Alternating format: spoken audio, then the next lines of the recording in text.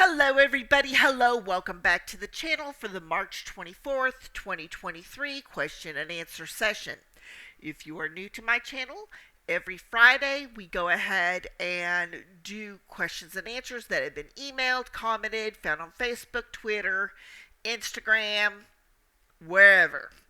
So I am very low tech. We just do it like this. I write the questions down. I don't know what question's coming up. We will just answer it in the order it is received. So, what are some metrics that companies use? So, the first metric that everybody is used to is average handle time, otherwise known as AHT.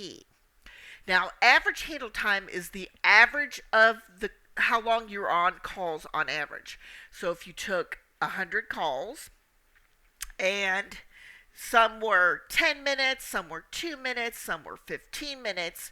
Your average handle time might be 8 minutes or 10 minutes and 20 seconds, something like that. Why is this important? Some companies, but not all, do have a metric that you need to adhere to. So they may say you can only spend 8 minutes on average on a call. Now, they know that some calls may come in and just be a minute or two, and some may come in and be 25 minutes. But the average time that you are on each call needs to be 8 minutes or under. I know a couple of companies simply don't do AHT. This is the one metric that people really worry about because they want to do that first call resolution with each customer. But sometimes customers, they could be giving you what's going on in their lives. Maybe they're calling about multiple issues. Maybe they've been frustrated about a call. So, one example is say you work for a health insurance company. A member calls in, verifies themselves on the account, and they've got two things. One, they need to see if a procedure is covered under their benefits, so that's a pretty straightforward lookup. But then their doctor's not in network anymore, and then you're spending 10 to 15 minutes finding them a doctor in network that's accepting new patients and calling the doctor and getting that initial appointment set up. Some people just call in, they want to file a grievance, you take their information, connect them over to the grievance department, and you're done in 2 to 3 minutes. Should you worry about average handle times? Not really. As you are learning within your first 90 days of production, not training, not nesting, but your first 90 days of production, that is a learning curve. Your trainers and team leads, your SMEs, they all know that you're not hitting all of the metrics at once, but you do need to go ahead and try your best. Another metric that people worry about is after call work. And this one you do need to watch out. This is a status that you'll be in when you're typing notes after the call is done. And a lot of times you only have like 20 to 30 seconds. So you do need to type while you are on the phone with the customer.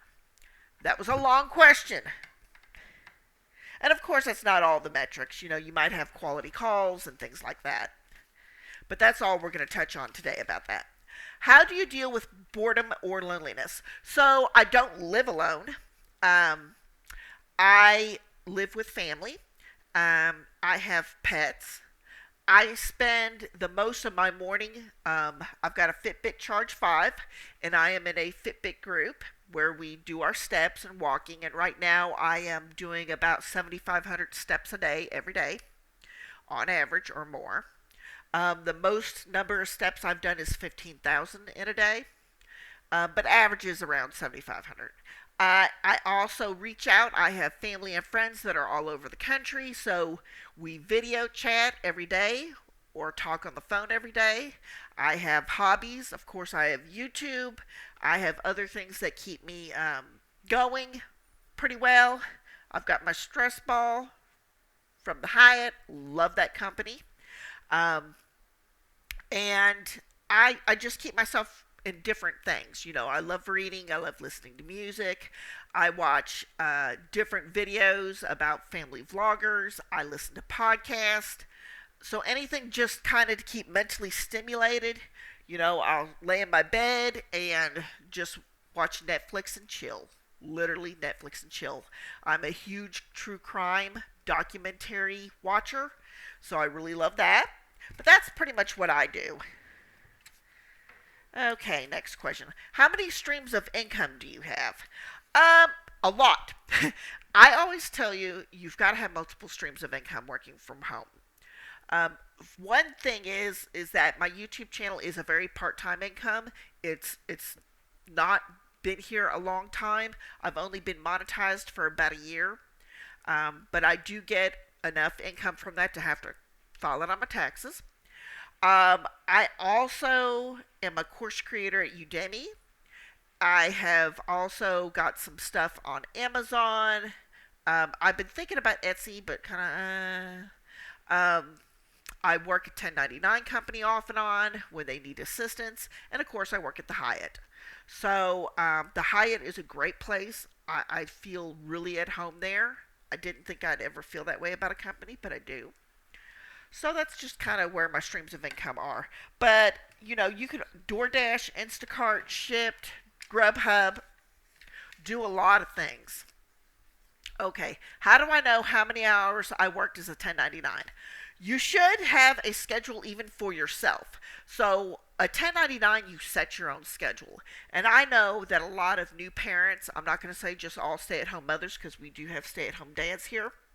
They may take their child to daycare, schedule 3-4 hours, take a break, 2 hours, take a break, an hour. So you do need to keep track of your time on yourself. Um, these little things, you can get them at Walmart for $2.97. I keep one for appointments, and I keep one that keeps track of hours worked. So, and that is a good way to take care of that. Okay, we have one question left for today. How do I know how much money to accept? Ooh, it's a big one. So I did a video on a reverse budget, so look for that in the contents of the channel. And that really is the biggest step to knowing how much to accept. So there's a couple of different thoughts. If you have no experience working from home, or you're trying to break into customer service and don't have any customer service experience, you may get accepted for a position that doesn't pay as well and then have to work a 1099 to make up the difference. For myself, I need to make $15 an hour. I am splitting bills with other people, so it doesn't pay all my bills, and that helps. If I weren't splitting the bills, if it was just me by myself, I'd have to make 19 to 20. And that's, the $15 an hour, that gives me enough money to pay off some debt, do this, do that. Now, please understand, I don't drive, so I don't have a car. I get all my groceries delivered. I do a little DoorDash, accepting a DoorDash. I'm not a driver, so I do accept that. I don't have a lot of current debt, but I've got some old medical debt that I'm really, really looking forward to getting rid of. We don't have cable. We use Netflix, Disney, Amazon Prime to watch TV. The internet is very affordably priced for what we get. And so you keep your bills low.